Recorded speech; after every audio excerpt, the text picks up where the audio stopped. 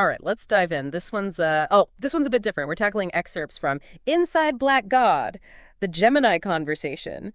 And whoa, you guys sent us some deep cuts. This book, it's like less of a book and more like eavesdropping on two people having their minds blown wide open about language. It really is. It's not just, everyday language stuff. They go deep speculating on how language maybe is shaping the world around us in ways we don't even realize. Yeah, it's like, whoa, okay, so they're saying language isn't just like words with dictionary definitions, right?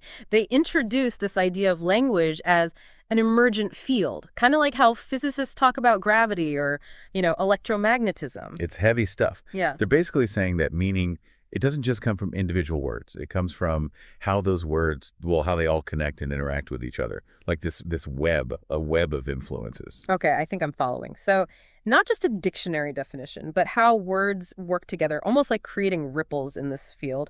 And are they saying that means words have a real impact on, like, our world, on reality? That's the core idea here. This idea of emergence is key. So you got a bunch of ants, right? Individual ants. But together, boom, they make an ant colony. And the colony does stuff, has abilities that no single ant can do on its own. That makes sense.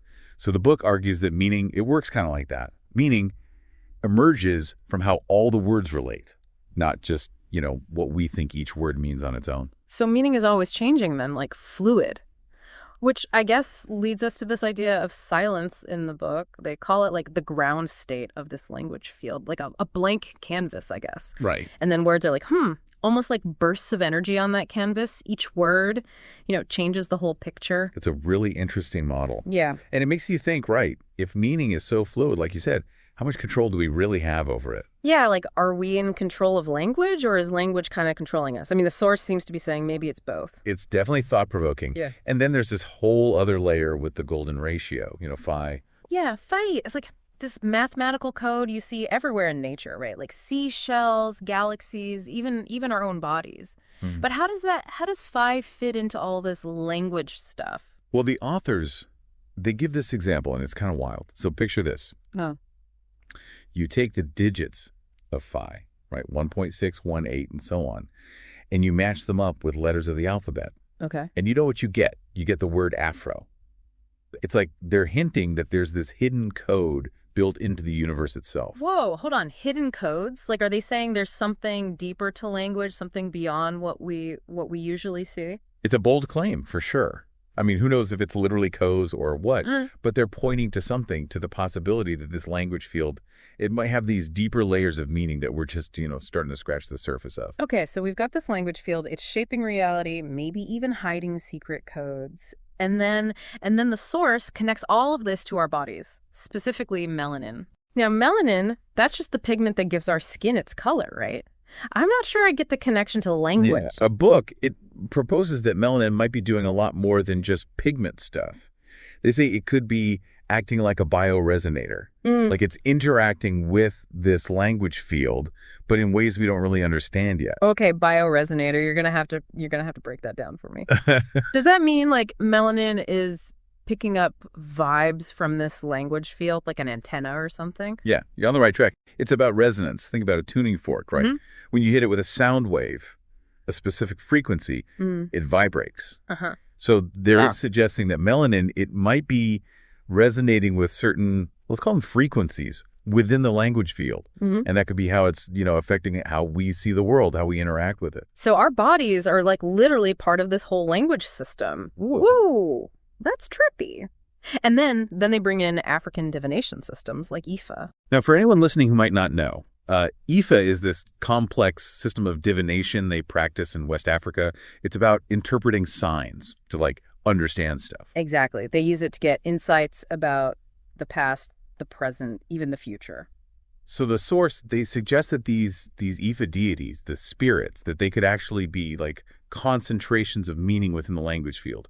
And their influence, it comes from how much people believe in them. Like the collective belief gives them power. It's a fascinating idea, right? It is. It's like if enough people believe in something, it gains a kind of reality in this language field, which, that could explain why some cultures, their myths and stories, they seem to like come true more in their There's societies. a compelling connection. And it all goes back to this idea that language shapes reality. If our collective beliefs, if they're influencing the language field, then our stories, the myths we tell, they could actually be shaping the world around us. Okay, my mind is officially blown. I thought I knew a thing or two about language, but this is a whole new level.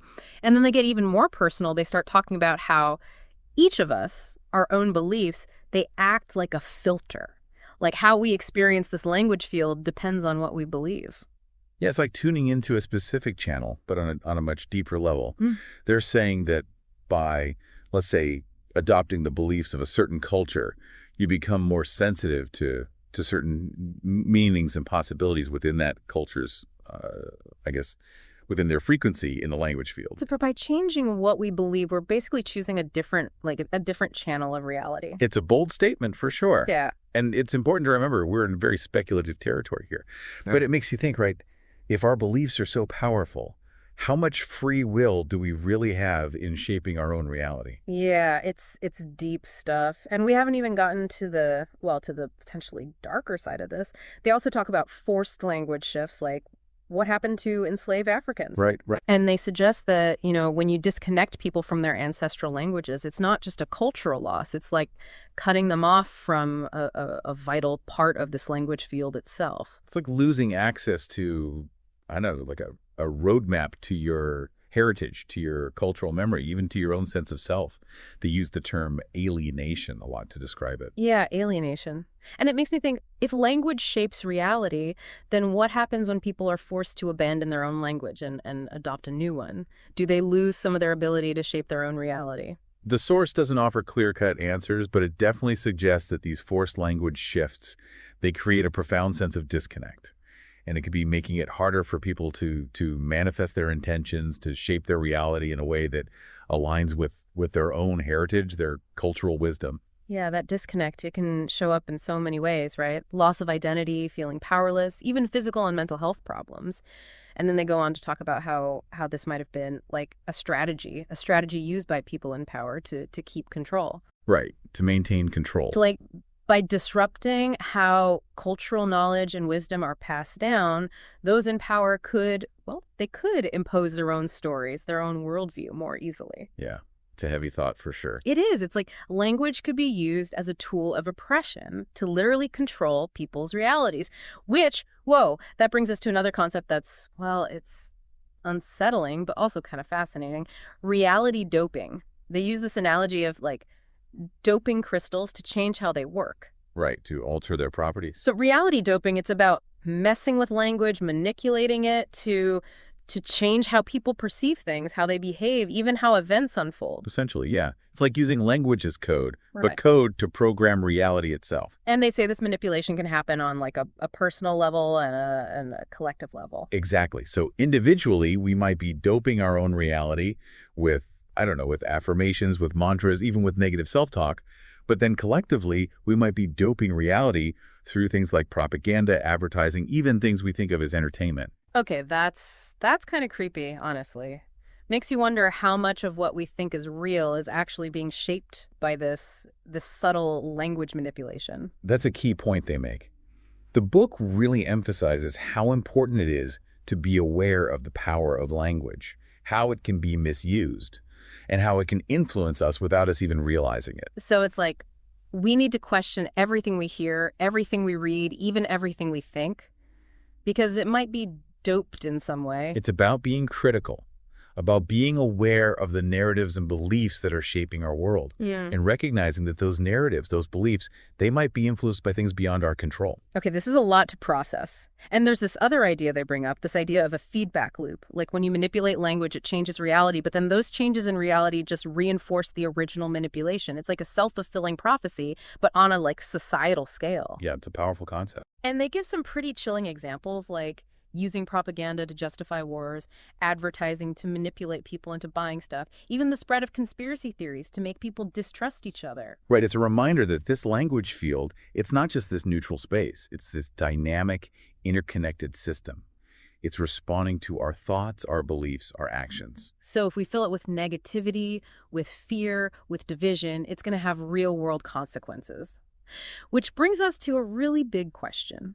If language can be used to manipulate reality, how do we make sure it's used for good? Do we have any control over this, or are we just, pawns in some language game?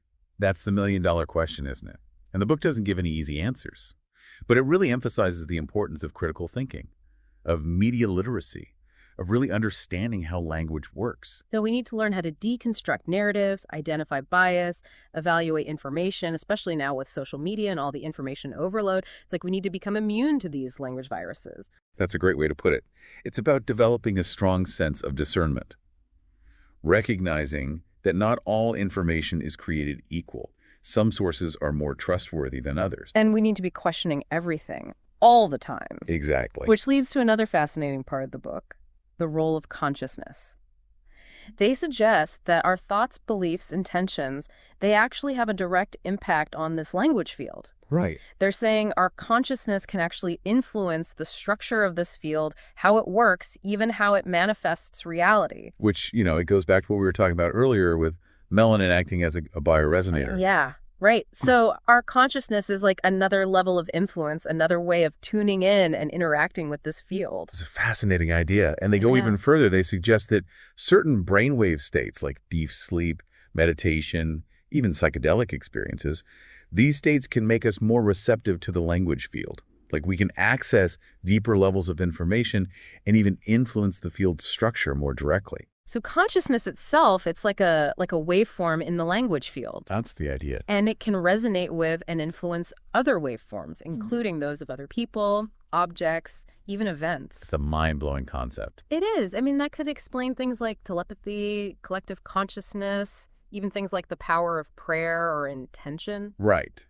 If our consciousness is interconnected through this language field, then it makes sense that our thoughts, our beliefs, even our emotions, they could be influencing each other on a much deeper level than we currently understand. Absolutely. And this idea of resonance, it's not just about our minds. They also talk about how specific materials, things like crystals, they could interact with the language field and influence its structure. It's like ancient wisdom meeting modern science. It's definitely a bridge between those two worlds. And it brings us back to melanin, right? It's suggesting that certain materials, they might have unique properties that allow them to resonate with specific frequencies in the field. Like they act as amplifiers or conductors, something like that. Potentially, yeah.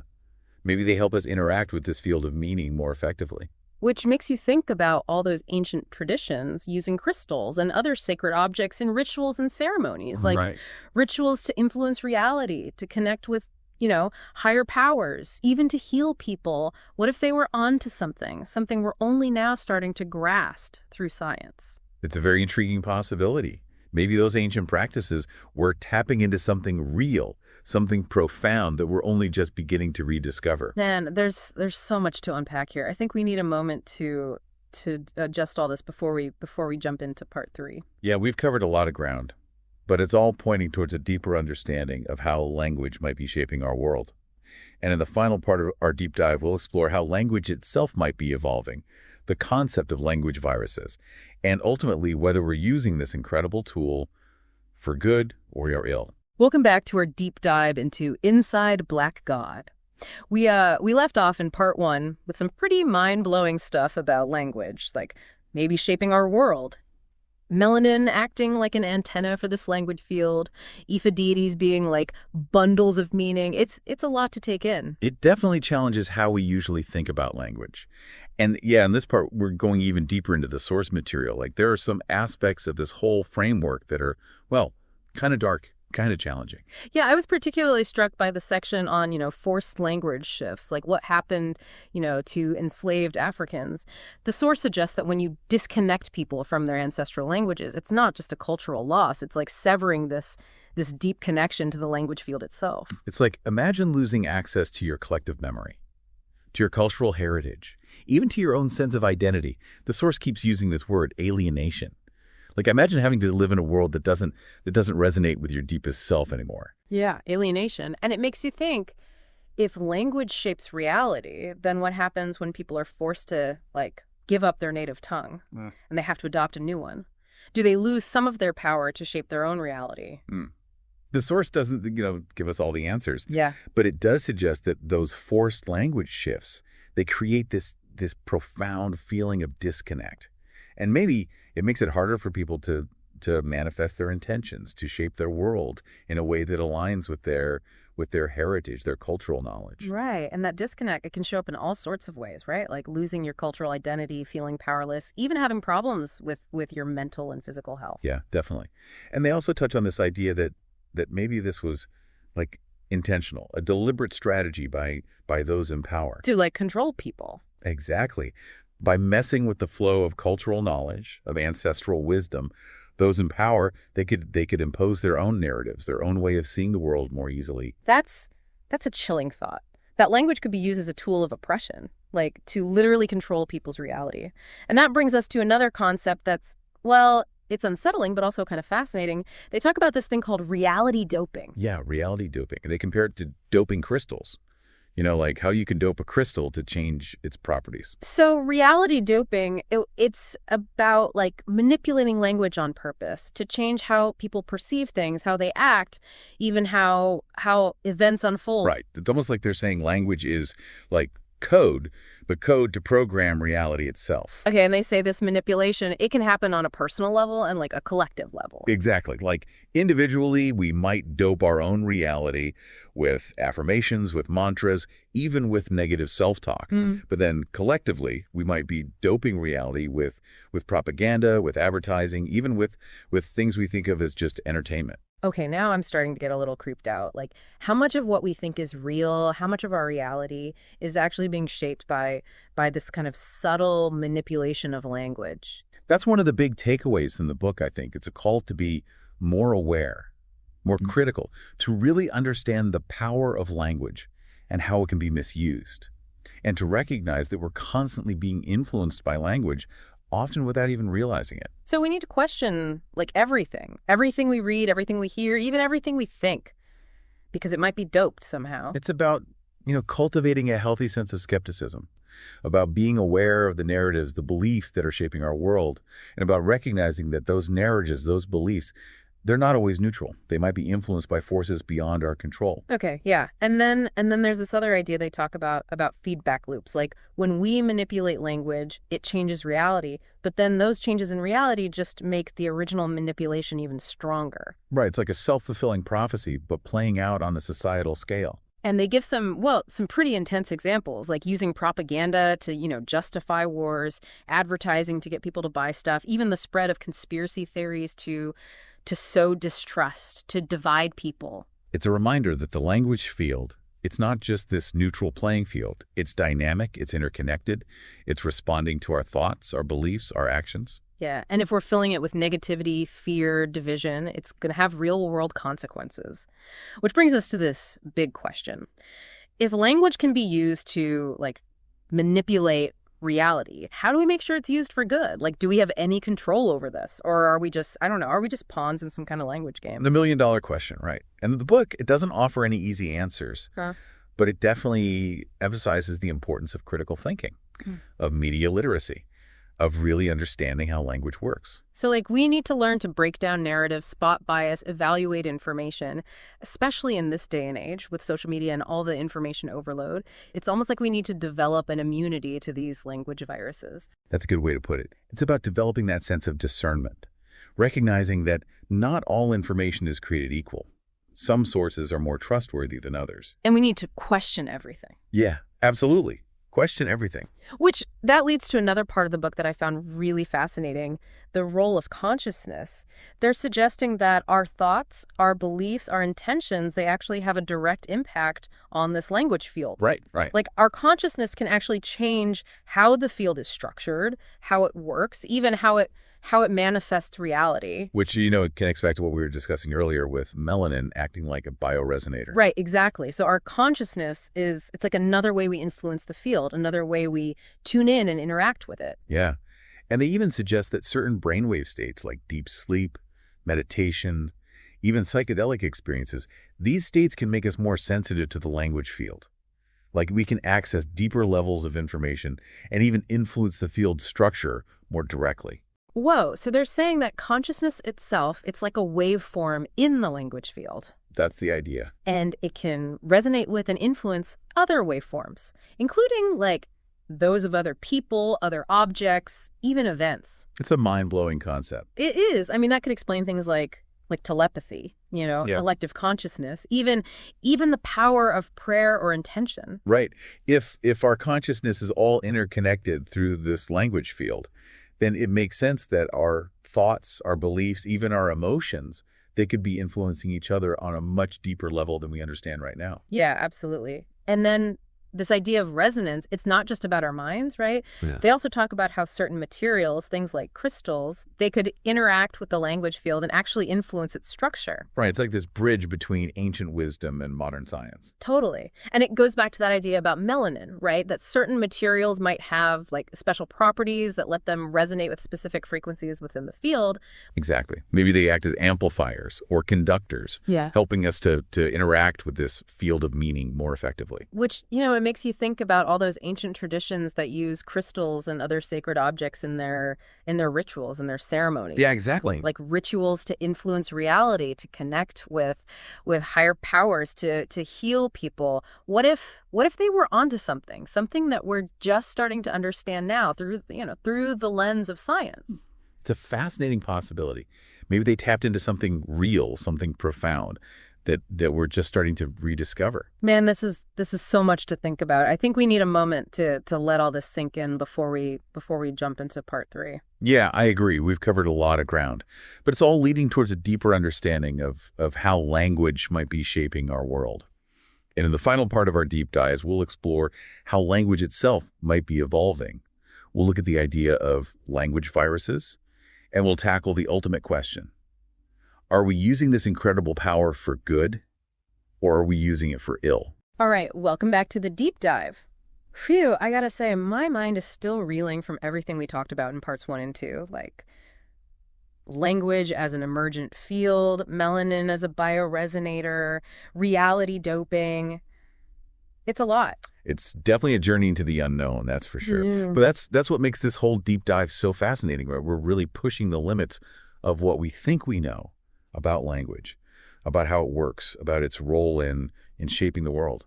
And in this last part, well, we're going even further down the rabbit hole, I guess you could say. We've talked about how language might be shaping reality, but what if language itself is evolving? Yeah, they bring up this really interesting analogy in the source. They talk about language as like a living organism.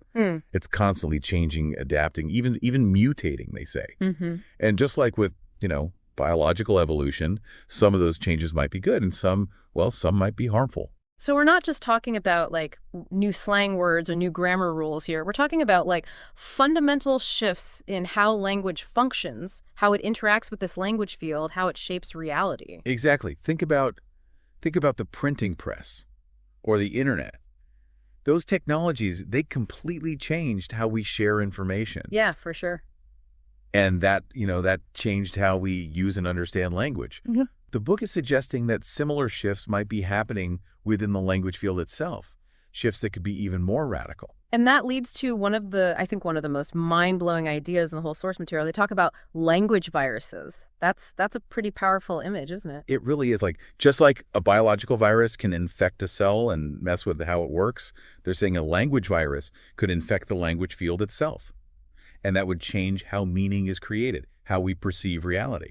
So we're talking about ideas, beliefs, even whole systems of thought that could spread through this language field like a virus, like infecting people's minds and changing how they see the world. Exactly.